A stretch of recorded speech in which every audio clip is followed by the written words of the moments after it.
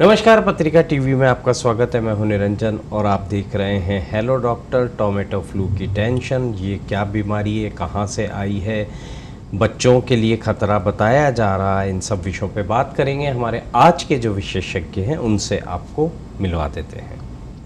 Doctor S दरिया MD medicine हैं और एसएमएस मेडिकल कॉलेज जयपुर के जनरल मेडिसिन डिपार्टमेंट में स्पेशलिस्ट के रूप में कार्य कर रहे हैं। आपको डायबिटीज़ इंडिया और जेरियाट्रिक सोसाइटी ऑफ इंडिया की ओर से फेलोशिप मिल चुकी है। आपको 8 वर्षों का अनुभव है। आपके कई रिसर्च राष्ट्रीय और अंतर्राष्ट्रीय जर्नल्स में प्रकाशित हो चुके हैं। आपको एम चन्ना रेड्डी गोल्ड मेडल सहित कई अवार्ड्स व सम्मान भी मिल चुके हैं और डायबिटीज़ के लिए नेशनल एक्सीलेंस अवार्ड भी इनमें शामिल है। डॉक्टर साहब, इस शो में आपका स्वागत है।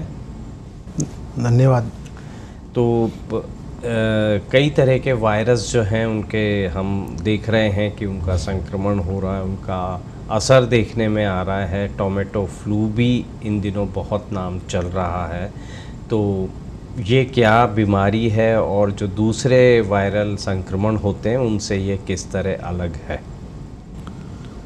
देखिए, टोमेटो फ्लू जो है एक वायरल डिजीज़ ही है। जैसा कि आपने पहले देखा, चिकनगुनिया, डेंगू, कोविड, ये सब वायरस से संक्रमित होने वाली बीमारियां हैं।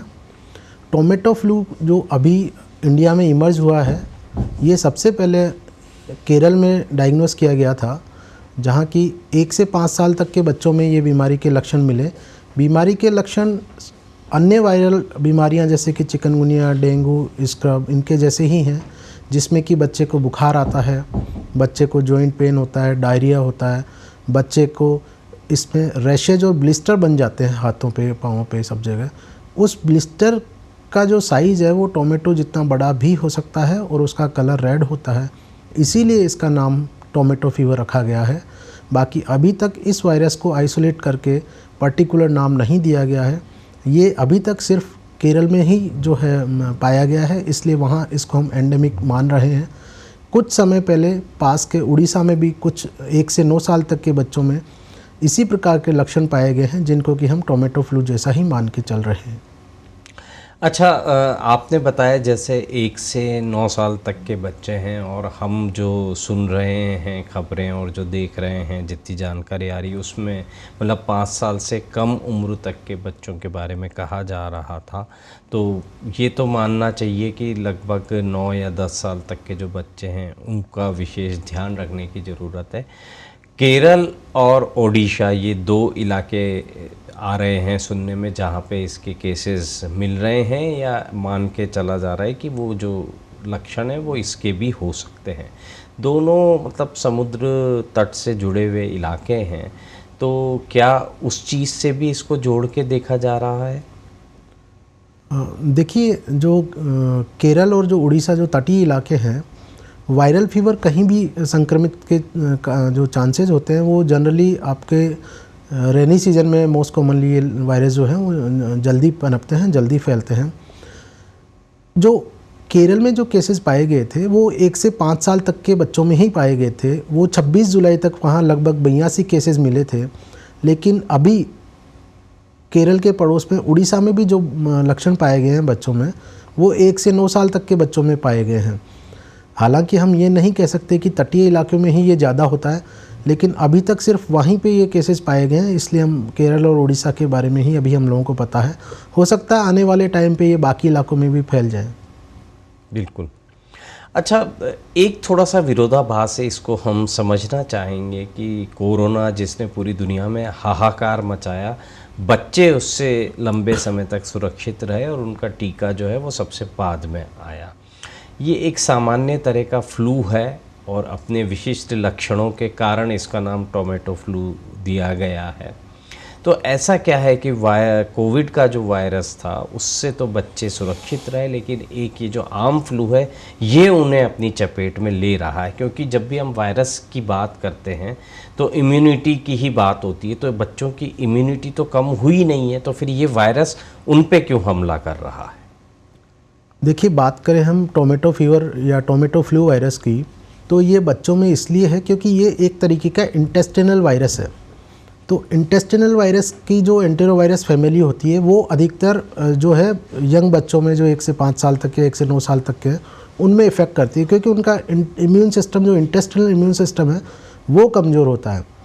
ये आज इससे पहले एक हैंड फुट माउथ डिजीज़ जो प्रिवेलेंट थी, सारे लक्षण उसी के जैसे हैं, और वो जो हैंड फुट माउथ डिजीज़ थी वो भी एक वायरल डिजीज़ है और वो एक इंटेस्टिनल वायरस से होती है जो एंटेरोवायरस फैमिली की है, जिसका पर्टिकुलर वायरस का नाम कॉक्सकी वायरस 16 रखा गया था।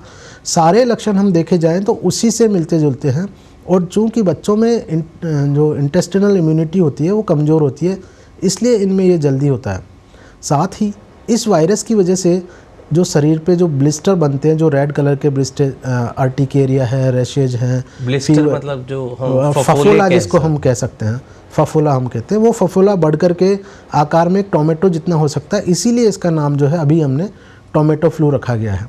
तो ये वजह है कि ये बच्चों में जो है ये इम्यूनिटी कमज़ोर होने की वजह से, साथ ही ये जो ब्लिस्टर बनने का मेन कारण है कि बच्चों की स्किन जो होती है वो बहुत फ्राइबल होती है, तो उनमें ये आसानी से जल्दी से जो है बन जाता है। अच्छा, लक्षणों की जो बात है उनको हम थोड़ा विस्तार से समझना चाहेंगे, क्योंकि आपने फफोले की भी बात की है और इतने कम उम्र के बच्चे हैं, उनको फफोले हो जाएंगे तो स्वाभाविक है वो बहुत परेशान होंगे, उनमें पीड़ा भी होती है या नहीं इसके अंदर, क्योंकि एक आध कुछ ऐसी बीमारियों पे बीच में चर्चा हुई थी कि वो मंकी पॉक्स है, जैसे कि उसके फफोले तो बनते हैं लेकिन उसमें कोई वेदना नहीं होती, कोई दर्द नहीं होता। तो इसके लक्षणों के बारे में थोड़ा सा आप विस्तार से बता रही। टोमेटो फ्लू के लक्षण जो हैं वो सामान्य वायरल बीमारियों की तरह ही है। इसमें बुखार हो सकता है, जॉइंट पेन हो सकते हैं, छोटे बच्चों में जैसा अभी मैंने कहा आपसे कि इंटेस्टिनल वायरस है तो डायरिया भी कॉमन हो सकता है। डिहाइड्रेशन डायरिया की वजह से बहुत जल्दी होता है, सारे जॉइंट पेन कर सकते हैं, फीवर आ सकता है, बच्चा भूख कम लग सकती है, बच्चे को बिल्कुल वीकनेस हो सकती है, मैलेज हो सकता है। ये सारे लक्षण जो है अदर वायरसेस के जैसे ही होते हैं लक्षण इसके सारे। फीवर उतना हाई ग्रेड इन बच्चों में नहीं पाया जाता है, लेकिन उन बच्चों में जो ये लक्षण जो दिखते हैं हमें कि उनको अर्टिकेरिया मतलब खुजली हो सकती है, अगर ब्लिस्टर बन जाता है या फफोला बन जाता है तो वो पेनफुल होता है। तो उस पेनफुल होने की वजह से, उस पे इचिंग होने की वजह से बच्चा उसको बार बार खुजली करता है। बार बार खुजली करने की वजह से ये जो है दर्द की उसको हो सकता है। अच्छा, जैसे बच्चा बार बार खुजली करेगा और घर के बाकी सदस्यों के साथ भी रहेगा या अपने हम उम्र बच्चों के साथ रहेगा, तो क्या एक से दूसरे व्यक्ति को हो सकता है? हाँ जी, टोमेटो फ्लू वायरस जो है वो हाईली कंटाजियस है, तो ये ब्लिस्टर्स में भी आपका पाया जाता है। तो एक दूसरे के कपड़े यूज़ करना, बर्तन यूज़ करना, टॉयज़ यूज़ करना या बाकी कांटेक्ट में आने से ये वायरस एक से दूसरे को फैल सकता है। अभी तक क्योंकि ये सिर्फ 1 से 5 साल या 1 से 9 साल के बच्चों में ही पाया गया है, लेकिन संभावना है कि हो सकता है ये आने वाले वक्त में फैल करके और एडल्ट्स में भी मिलने के चांसेस हो सकते हैं। बिल्कुल, तो तमाम एहतियात बरतना ज़रूरी है। टमाटर से इसको कतई नहीं जोड़ें, लेकिन जो इसका फफोला होता है उसका आकार टमाटर जितना बड़ा भी हो सकता है और उसी तरह का ये लाल भी होता है, इसलिए इसको जो नाम दिया गया है वो टोमेटो फ्लू दिया गया है। टमाटर खाने से इसका कोई संबंध नहीं है। इसकी जांच हो गई और आपको लग रहा है कि बच्चे को टोमेटो फ्लू है, तो अब उसका इलाज किस तरह से होगा? टोमेटो फ्लू के इलाज के लिए सबसे पहले हमें जैसे ही लक्षण पता चलते हैं बच्चे को आइसोलेट करना सबसे ज़रूरी है। बच्चे को आइसोलेट करके डिहाइड्रेशन के लिए प्रॉपर ध्यान रखना पड़ेगा। बच्चे को आइसोलेट करके उसको डिहाइड्रेशन से बचाने के लिए प्लेंटी ऑफ फ्लूइड्स देना होगा। अगर बच्चे को फीवर है तो हमें पैरासीटामोल देना होगा। बाकी बच्चों से उसको आइसोलेट करके उसके टॉयज़ हैं, उसके बर्तन हैं, उसके खिलौने हैं, वो सब हमें अलग रखने होंगे। इसका पर्टिकुलर इलाज अभी तक नहीं आ पाया है, सिर्फ सिम्टोमेटिक इलाज ही है, जिसमें कि अगर फीवर आ रहा है तो हमें पैरासीटामोल की टैबलेट देनी होती है। अगर बच्चे को इचिंग हो रही है तो हमें जो है इचिंग के लिए उसको एविलिया एटरेक्स टैबलेट वो देनी है। हाँ, अगर ब्लिस्टर में सेकेंडरी इन्फेक्शन अगर हो जाता है या उसके चांस आपको लग रहे हैं तो हमें उस सेकेंडरी इन्फेक्शन के लिए एंटीबायोटिक्स भी देनी ज़रूरी होती है। क्या इसमें बच्चे को अस्पताल में भर्ती करने की ज़रूरत पड़ती है? देखिए, अस्पताल में भर्ती अगर बच्चा आपका ठीक है, बच्चा आपका खाना पीना खा रहा है, फीवर उसका उतना ज़्यादा नहीं है और आप देख रहे हैं कि बच्चे को कोई, तो उस स्थिति में आपको भर्ती करवाने की ज़रूरत नहीं है। आप अपने चिकित्सक से सलाह लेकर के उसका उपचार घर पे ही कर सकते हैं। जनरली इन बच्चों में 3 से 7 दिन के अंदर आपका जो है रिकवरी हो जाती है। अगर सेकेंडरी बैक्टीरियल इन्फेक्शन अगर होता है और बच्चे को फीवर लगातार आता है, तो उस अवस्था में हमें डॉक्टर की सलाह लेके और आगे हमें उसका इलाज करवाना चाहिए।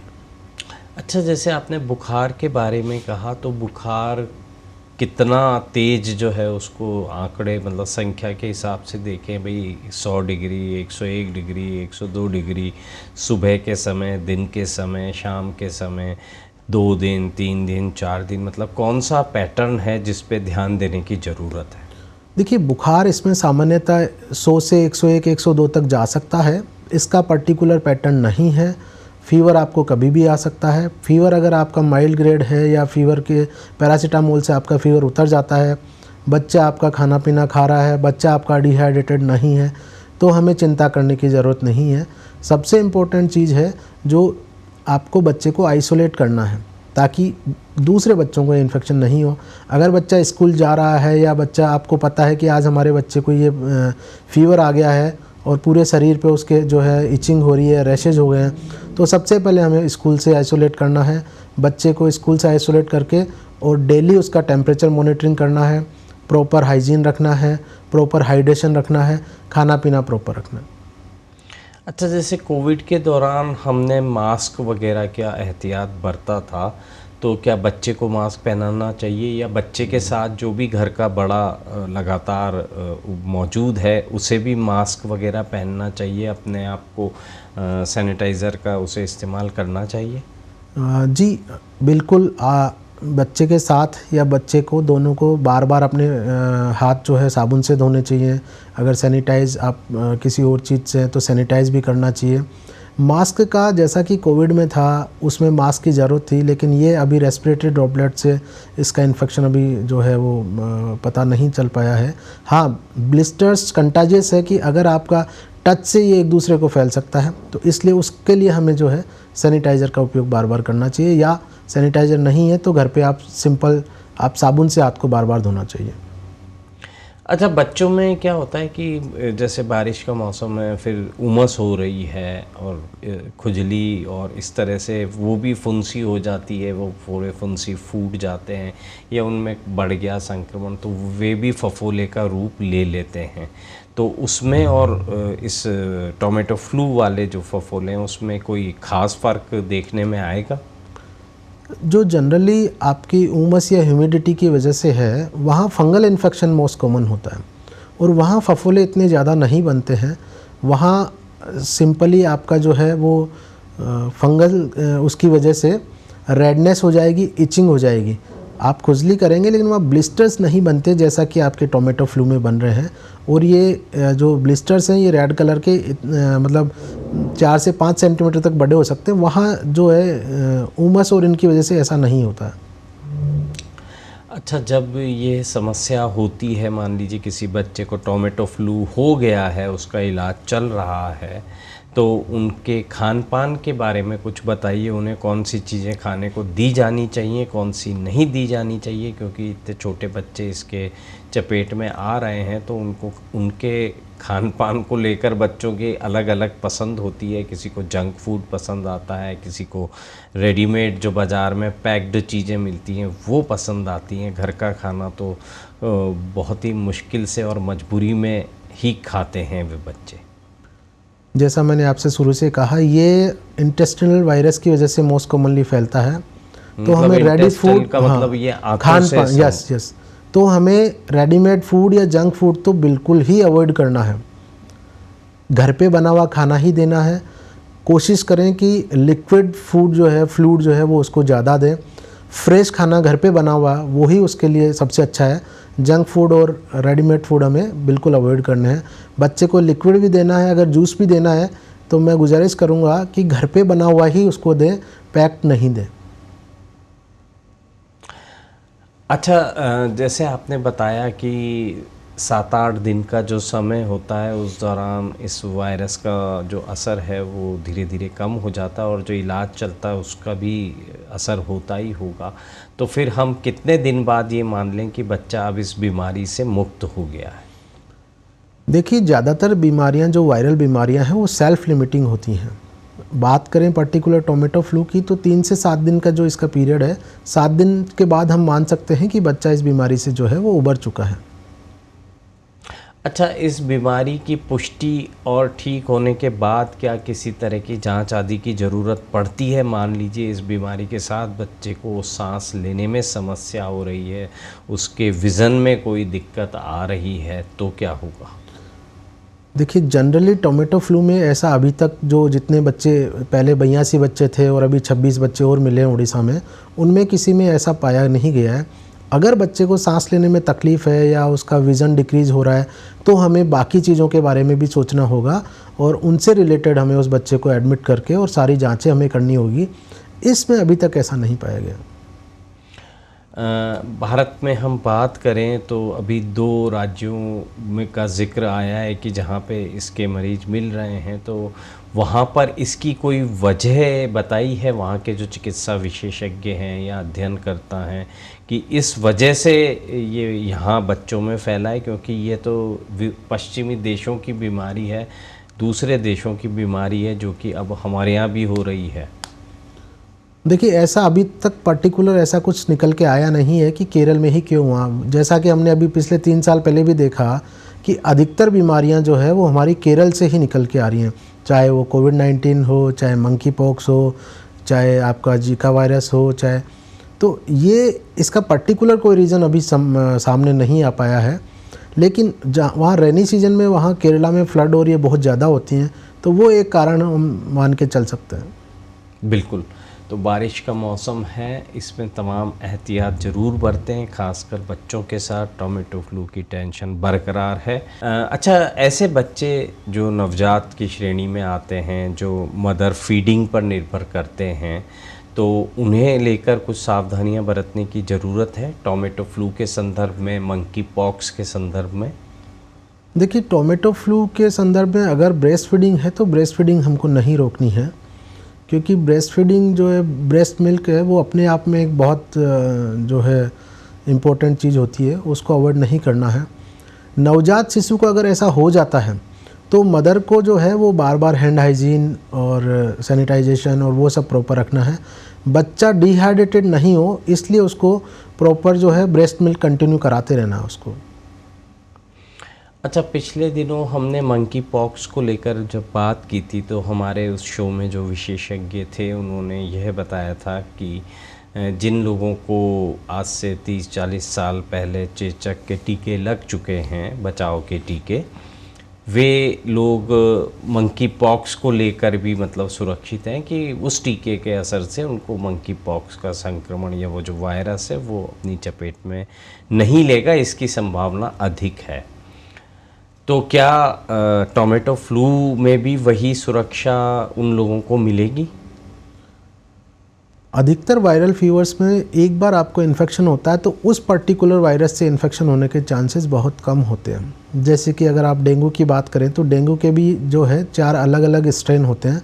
अगर किसी को एक बार डेंगू 1 से हो गया है तो उसको दोबारा डेंगू 1 के चांसेस बहुत कम होते हैं, नील होते हैं एक तरीके से। लेकिन उसके दूसरे स्ट्रेन के चांसेस 2, 3, 4 वो होने के हैं। जैसा कि टोमेटो फ्लू अभी अपने पूरी तरह से इसका पता नहीं लग पाया है कि स्ट्रेन कितने हैं, या तो इसलिए अभी ये कहना जल्दबाजी होगी। हाँ, वर्तमान जो स्ट्रेन चल रहा है जिससे कि टोमेटो फ्लू हो रहा है उसके उम्मीद दोबारा होने की वो काफ़ी कम है, नगण्य है।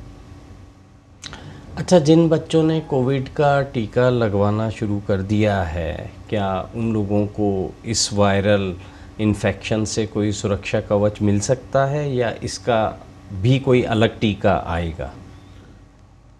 देखिए, कोविड-19 का टीका जो था वो कोविड बीमारी से रिलेटेड था और हर बीमारी के लिए अपना अलग से टीका होता है। जैसे आप स्वाइन फ्लू की बात करें, चाहे डेंगू की बात करें, चाहे किसी की, तो वैसे ही उम्मीद करते हैं कि इस बीमारी के वायरस का भी टीका जल्द ही आना चाहिए। उसमें कोविड-19 का टीका जो है वो आपको प्रोटेक्ट नहीं कर पाएगा। अच्छा, हो सकता है इस सवाल का जवाब शिशु रोग विशेषज्ञ दें, क्योंकि बच्चों को नियमित रूप से वही देखते हैं और उनका टीकाकरण का जो चार्ट है वे भी वही बनाते हैं। तो जिन बच्चों को मान लीजिए मंकी पॉक्स या टोमेटो फ्लू की समस्या हो गई है और उस दौरान उनके जो अन्य ज़रूरी टीके लगने वो एक निर्धारित एज और दिन पर ही लगते हैं, तो क्या उन टीकों को मिस किया जा सकता है? इसका फ़ैसला मतलब उनके जो मंकी पॉक्स या टोमेटो फ्लू का जो इलाज कर रहे हैं उस डॉक्टर से पूछना है, या जो शिशु रोग विशेषज्ञ हैं वे बताएंगे इस बारे में? देखिए, जो इंडियन एकेडमी ऑफ पीडियाट्रिक्स है उसके अकॉर्डिंग जो उनका वैक्सीन शेड्यूल है, जो इम्यूनाइजेशन शेड्यूल है, वो हमें सभी बच्चों को देना है। लेकिन अगर बच्चा बीमार है, बच्चे को बुखार है या कोई सा भी फीवर, चाहे टोमेटो फ्लू हो या कुछ और हो, उस दौरान हमें वो टीका जो है वो अवॉइड करना होता है। उसके जो है 2 से 3 वीक बाद जो है पीडियाट्रिशियन की सलाह लेकर के ही हमें वो आगे वैक्सीन लगवाना चाहिए।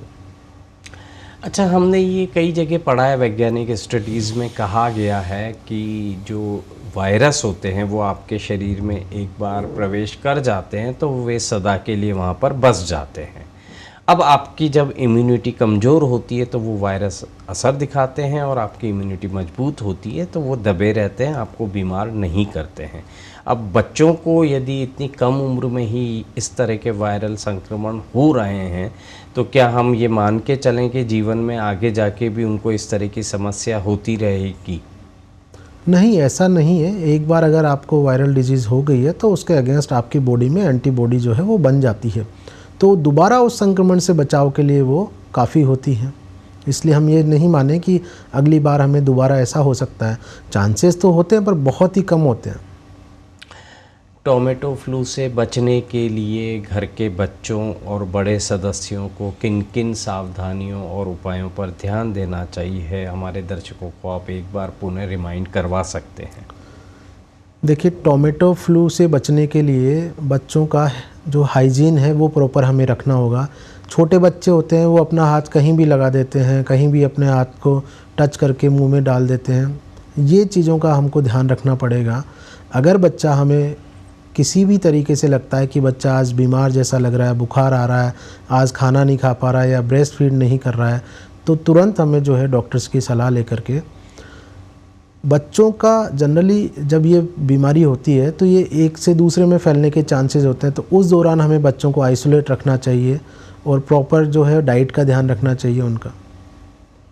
बिल्कुल, तो ये सावधानियां तो सबको बरतनी चाहिए। कोविड जो है वो भी पूरी तरह से ख़त्म नहीं हुआ है, वो ख़तरा अलग से हमारे सामने अभी तक मौजूद है।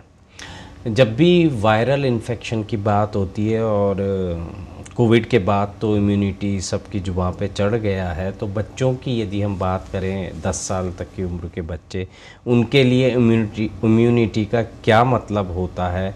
क्या उन्हें जन्म के साथ कुछ ऐसी चीज़ें मिलती हैं जो उनकी इम्यूनिटी यानी रोग प्रतिरोधक क्षमता को बढ़ाती हैं? माँ का दूध तो उसमें सबसे महत्वपूर्ण है ही, लेकिन वे जब बाहर से ऊपर से चीज़ें लेना शुरू कर देते हैं तो उस खान पान में क्या क्या हमें शामिल करना चाहिए? जब बच्चा पैदा होता है तो उसके लिए सबसे अच्छा इम्यूनिटी बूस्टर है मदर ब्रेस्ट फीड। उसमें वो सभी तत्व होते हैं जो कि एक बच्चे को चाहिए होते हैं। जब बच्चा मदर के वोम से बाहर आता है तो इनिशियली उसके पास नहीं होती, लेकिन ब्रेस्ट मिल्क के थ्रू वो चीज़ें उसको मिल जाती हैं।